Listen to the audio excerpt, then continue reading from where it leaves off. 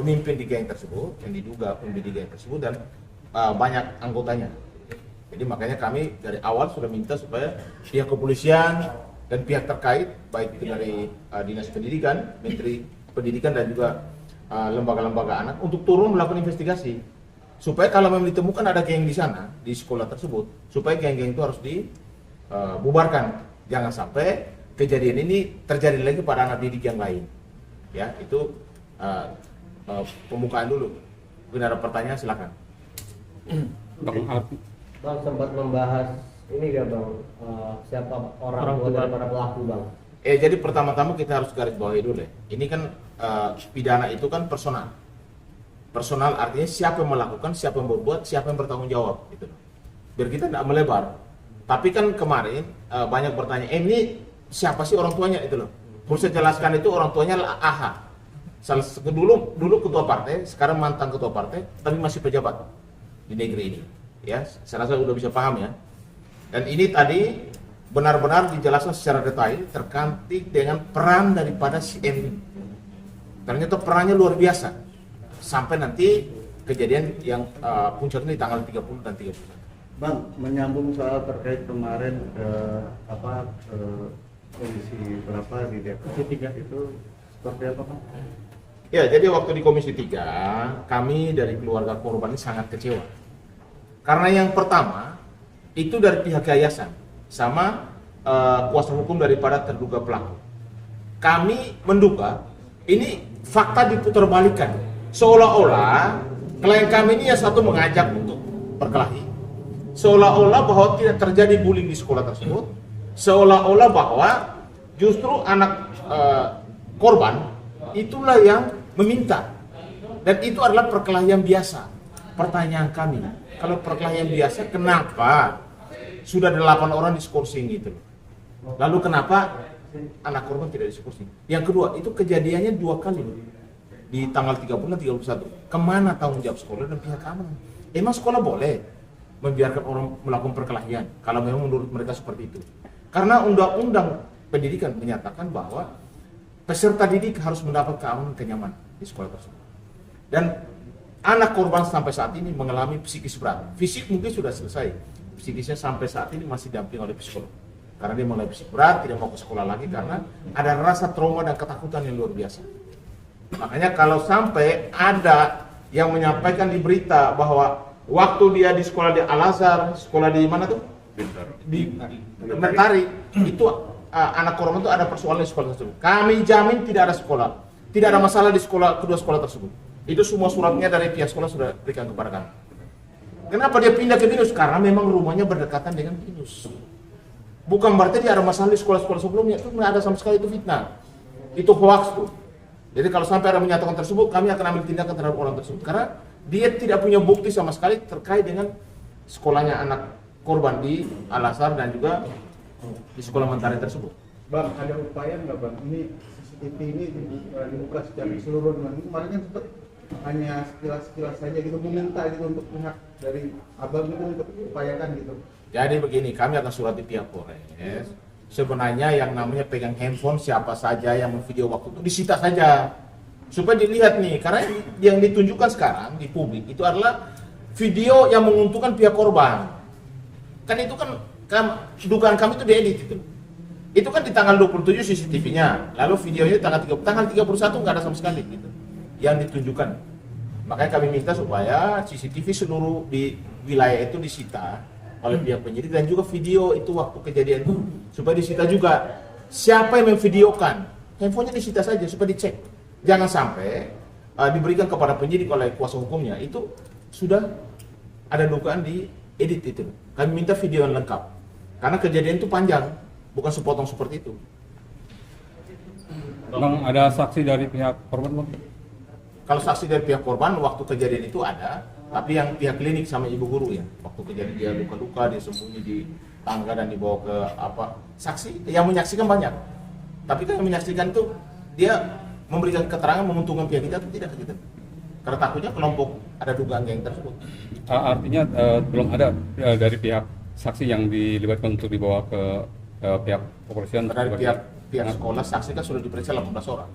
Kan dari kemarin humas dinyatakan 18 orang sudah diperiksa sebagai saksi. Pak, tadi sempat ditanya terkait komunikasi sama pihak sekolah yang kemarin akhirnya dibilang luka ya. Apakah tadi di atas sempat ditanya terkait adanya luka dari pihak sekolah ketika Bapak mau menjemput dan tidak bisa, akhirnya pamannya refer saya jemput itu. Oke. Mungkin di atas tadi sempat ditanyakan hal itu, Pak? Oh iya, memang tadi cukup banyak pertanyaan dari siang sampai malam ya untuk anak saya dan terus untuk saya juga. Ada 18 pertanyaan yang untuk saya. Itu, nah kalau untuk luka tersebut memang waktu itu anak saya dijemput oleh driver saya gitu ya. Ini cukup panjang ya sebelumnya untuk cerita kayak gitu. Tapi kesimpulan begitu dijemput sama driver saya itu dalam kondisi bibir di sininya bengkak, di dalam di sininya pecah ya, robek, dalam sininya robek, ininya bibirnya bengkak, pipi di sebelah kanan ininya memar. Ini yang saya menyaksikan langsung ya. Terus kepala sebelah kirinya juga bengkak, benjol ya. Jadi bukan memar, benjol gitu ya, Pak. Terus dadanya sakit, terus punggung di sininya juga sakit. Memang perbedaannya untuk anak darah kelebihan ini anak saya, Pri ini segitu panjang permasalahan anak saya ini dibully, tidak pernah melaporkan kepada kami selaku orang tuanya gitu. Jadi diam-diam aja berupaya untuk menyelesaikan sendiri seperti itu, Pak. Sekaligus memberikan barang bukti bentuk voice note itu atau Voice note apa? yang terkait komunikasi sama pihak sekolah kesehatan itu. Oh iya, saya ada. Jadi tadi diserahkan juga barang bukti itu Itu sudah sama kepolisian. Bang, ini apakah ada dugaan keterlibatan dari orang tua yang berinisial AH tersebut? Jadi kasusnya agak berlarut, orang penting bilang jadi ada. Ya, jadi perlu saya jelaskan, BINUS ini sekolah orang kaya, Mas. Kalau kayak kita, orang miskin tidak mungkin sekolah. Orang sekolahnya mahal kok. Emang Mas bisa sekolah di sana? Jadi yang ada di sana adalah keluarga daripada bapaknya pejabat, bapaknya memang orang berada, bapaknya orang hebat atau keluarga yang hebat. Karena secara ekonomi memang di sana juga pembayaran sekolah kan cukup mahal. Nggak, berarti ada diduga ada keterlibatan. Bukan diduga lagi, kan mereka ngomong sama korban, bapak saya anggota dia, bapak saya ketua partai, bapak saya bos minyak, bapak saya ini orang hebat di sini. Artinya yang berada di situ menyatakan kepada korban bahwa bapak-bapaknya itulah penguasa di negeri ini. Dan setelah kita telusuri memang ada beberapa yang benar. Gitu. Jadi mempengaruhi kasus ini nggak, Bang? Jadi mempengaruhi. Adanya orang kuat seperti itu. Kalau mempengaruhi kita nggak tahu ya, mungkin ke pihak kepolisian. Tapi bagi kami sebagai keluarga korban, kami akan tetap berdiri pada kebenaran bahwa ini Rafiq adalah korban. Dan jangan sampai ada pemutarbalikan fakta bahwa seolah-olah Rafiq inilah pemicunya. Dia yang mengajak untuk berkelahi lah, mengajak untuk supaya menjadi melakukan tindakan-tindakan yang di toilet tersebut. Itu bukan. Coba lihat dari CCTV aja lah. Waktu mereka datang itu dia Rafiq sama siapa? Dia diintip sama beberapa orang ke toilet. Makanya video di toilet itu supaya yang lengkap. Karena ada tanggal 30 tanggal 31. Sama semua CCTV itu supaya disita oleh pihak penyidik untuk sudah bisa dicek di lab. Karena kalau tidak, nanti dipotong-potong, sepotong-sepotong akhirnya memicu bahwa seolah-olah kejadian itu adalah pertengkaran biasa, perkelahian biasa. Padahal kejadian tidak seperti itu. Bang, penegasan sikap aja Bang dari abang sebagai kuasa hukum ini gimana Bang soal usulan soal RG Bang? Artinya gimana sikap apa akan diambil, apakah akan terus berlanjut seperti apa? Ya kalau tidak ada niat baik kami akan lanjut terus. Kami tidak akan cerah. Kalau orang sudah melakukan tindakan, misalnya sekarang ini prosesnya sudah sampai 3 sidik, mungkin sebentar lagi ada tersangka. Harusnya ada pihak sana dong yang harus mengkomunikasikan dengan pihak kita dong. Masa pihak pelaku yang harus berkomunikasi? Tidak mungkin. Soal RJ pertama itu dianggap deadlock, artinya gagal. Dan mungkin mereka akan bangun lagi komunikasi atau RJ dengan pihak keluarga, dengan pihak penasihat hukum, silakan. Selama itu tetap di dalam koridor hukum. Kita tidak boleh melanggar hukum. Ya. Jadi kalau soal masalah itu sampai hari ini, karena belum ada yang mengontak pihak keluarga kita untuk melakukan komunikasi ataupun RJ lagi, kami tetap sepakat bahwa kasus ini akan tetap dilanjutkan. Karena kan RJ diversikan lanjutannya belum ada dan tidak ada pihak sana yang punya etikat baik untuk menghubungi keluarga, untuk berkomunikasi dengan keluarga atau penasihat hukumnya untuk ada pertemuan-pertemuan berikut lagi. Artinya proses hukum tetap jalan.